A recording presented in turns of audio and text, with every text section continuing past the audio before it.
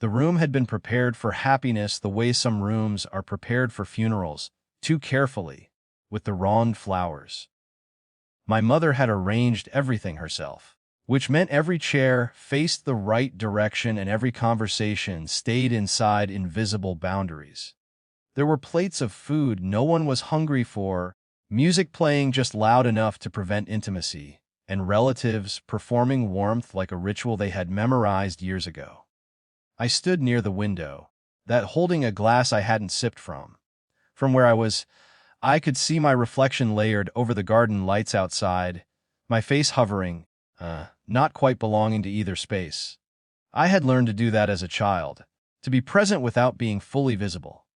It kept things calmer. My parents were in the center of the room holding court. They were good at this. People leaned in when they spoke.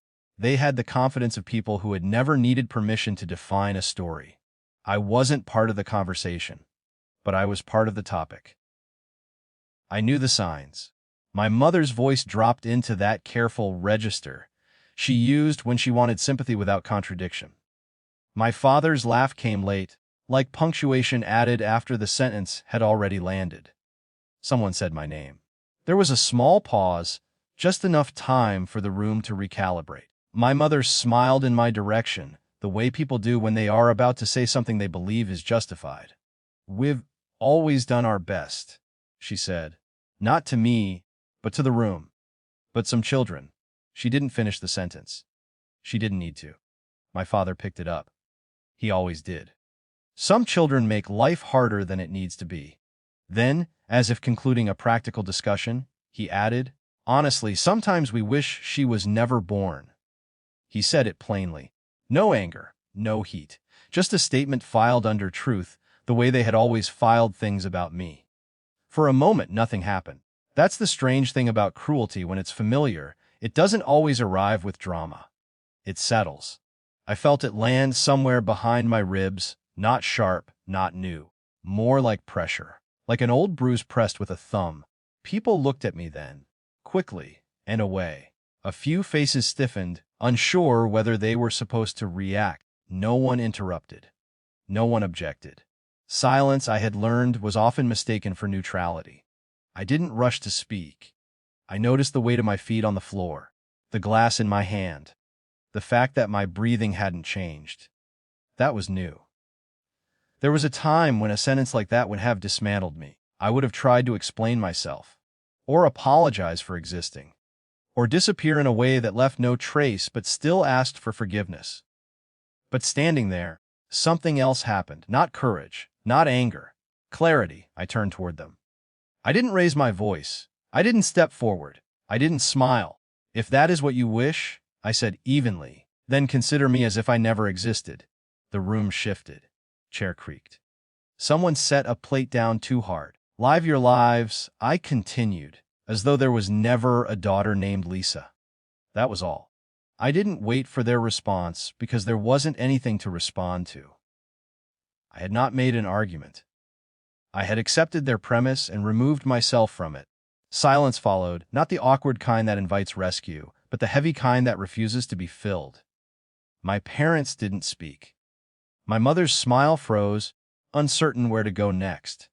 My father looked at me as though he had misplaced something important and didn't yet know the cost. For the first time in my life, they had no follow-up. A few seconds passed. Then a voice cut through the quiet, calm and unmistakable.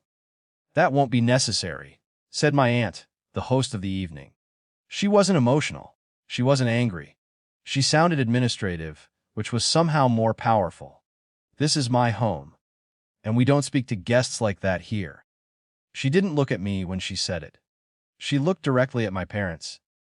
"If you're unhappy," she added, "we can take a break from the gathering. But this conversation ends now." It was a small intervention. No raised voices, no moral speech. Just a boundary enforced by the person who controlled the room. My parents nodded, stiffly. They didn't apologize. They didn't explain. They adjusted.